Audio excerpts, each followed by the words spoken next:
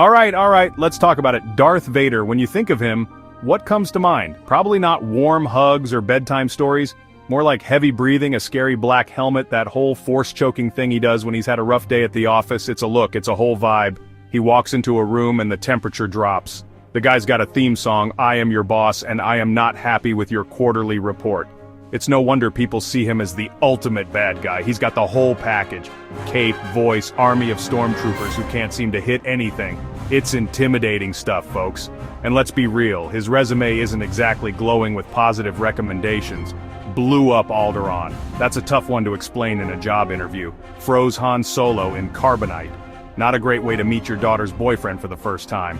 Cut off his own son's hand. Okay, we'll get to that later, but on paper, it looks really bad. He's the guy who shows up to the intergalactic potluck and brings, like, dread and despair. He's the reason the Rebel Alliance has to have all their meetings in secret, probably in some damp cave. He's the ultimate galactic party pooper. His actions across the galaxy have given him a reputation that's pretty hard to shake. Then there's the whole ruling the galaxy with an iron fist thing. That tends to rub people the wrong way. He's the right-hand man to Emperor Palpatine. You know, Emperor Palpatine, the galaxy's creepiest uncle. Together, they're not exactly winning any popularity contests. They're all about order and control, no more casual Fridays on the Death Star. Vader's methods are extreme. He doesn't just give you a warning, he disassembles your starship with his mind. He's the reason so many Imperial officers have such high-stress jobs. You mess up one time, and suddenly you can't breathe. It's a tough work environment, so it's completely understandable why everyone sees him as this terrifying figure. He's the boogeyman of the Star Wars universe. He's the reason Jawas probably locked their sandcrawlers at night. From his intimidating presence to his track record of galactic-level mischief, he has built a solid case for being the villain of the century. He's a walking, talking, heavy-breathing symbol of fear. But what if I told you there's another side to this story? What if, under all that scary armor and dramatic cape, there's the heart of a dad just trying his best? Stay with me here, because we're about to flip this script. Okay, now let's look at this from a different angle. A Dad Vader angle. Forget the whole Dark Lord of the Sith title for a second. Think of him as Anakin Skywalker, a guy who just wanted to protect his family.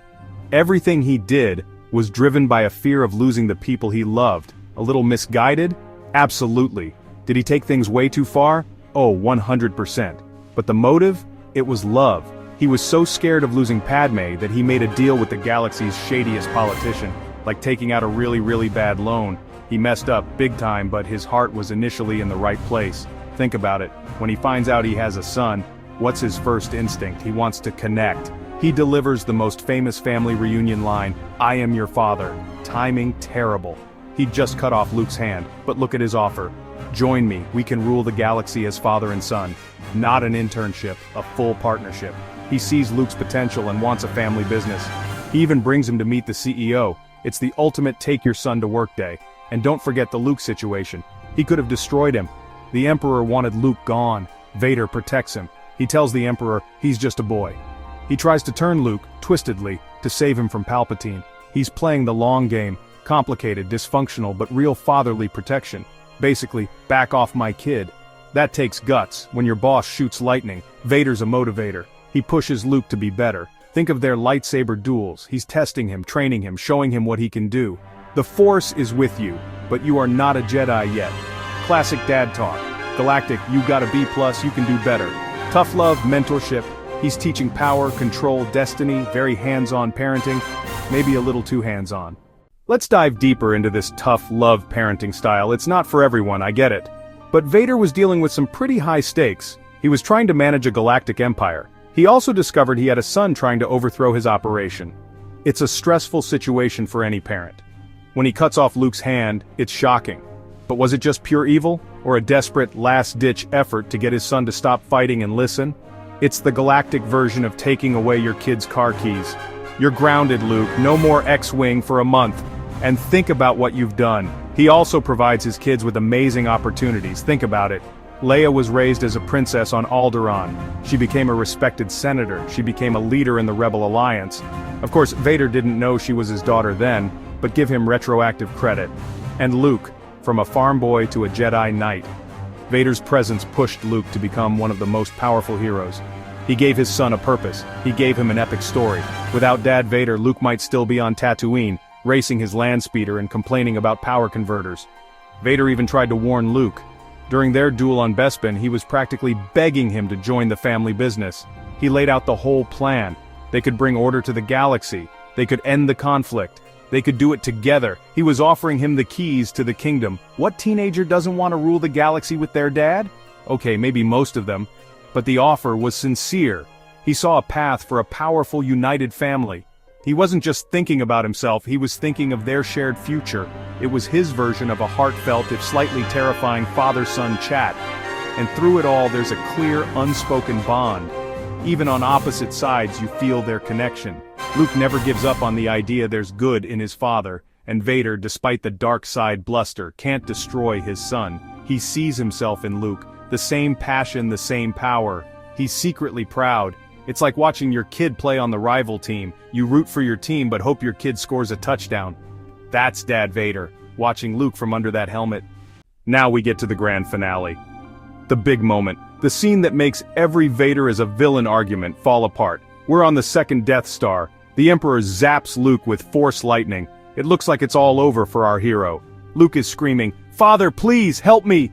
He's not calling for a Jedi Master, he's not calling for a rebel general, he's calling for his dad. And what does Vader do? He stands there for a second, torn.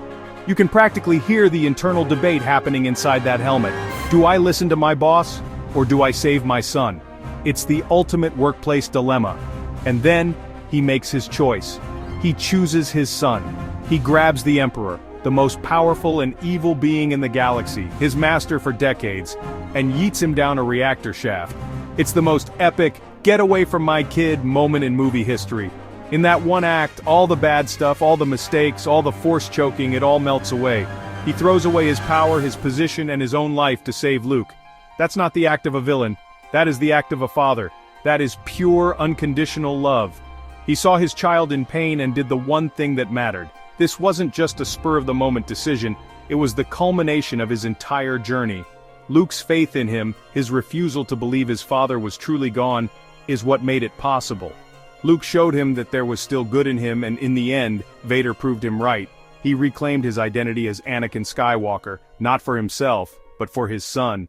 It's a powerful message about redemption and the unbreakable bond between a father and a child. Love, it turns out, is stronger than the dark side. It's a lesson that took him a lifetime to learn, but he got there just in time. So when he's lying there, mask off, looking at Luke with his own eyes for the first and last time, you see it all. The regret, the pride, the love. He tells Luke, "You were right about me. Tell your sister, you were right." He's acknowledging his son's wisdom and making sure his daughter knows the truth too. He dies not as Darth Vader the tyrant, but as Anakin Skywalker, the father who saved his son. It's the most beautiful and heartbreaking sacrifice. He gave everything he had left to ensure his children could have a future in a galaxy free from the Emperor's evil. That's a pretty great dad. So, after all this, what's the verdict? Worst villain or misunderstood dad? He had a really, really rough go of it. I think the evidence speaks for itself. He was always looking out for his kids, even if his methods were a bit unconventional. He offered his son a job with incredible growth potential. He taught him life lessons through hands-on lightsaber training. He even got rid of his own terrible boss to save his son's life. Solid entries on a Father of the Year application form, right? Imagine the award ceremony. And the Father of the Year award goes to Uncle Owen? Maybe a little too cautious. Bail Organa? A solid choice, but did he ever offer to rule the galaxy with his daughter? The award goes to Anakin Skywalker, also known as Darth Vader. The crowd goes wild. His Force Ghost floats up to the stage, maybe does a little wave. He'd probably thank the Academy, thank the Force, and most importantly thank his kids for never giving up on him. So yes, he made some mistakes. Blowing up a planet is a big one. The whole choking your employees thing is an HR nightmare. But when it mattered most, when his son's life was on the line, he made the ultimate dad move. He sacrificed everything for his family. That's a love so powerful, it can bring balance to the Force and redeem a soul. Even the scariest dad in the galaxy can have a heart of gold hidden under all that armor. It's a reminder that it's never too late to do the right thing for your kids. Next time you watch Star Wars, maybe you'll see him a little differently. Not just as a villain, but as a dad who, despite his many, many flaws, loved his children more than anything. He's proof that family is the most powerful force in the galaxy. What do you guys think? Let me know in the comments. And hey, if you like this, make sure to like and subscribe for more.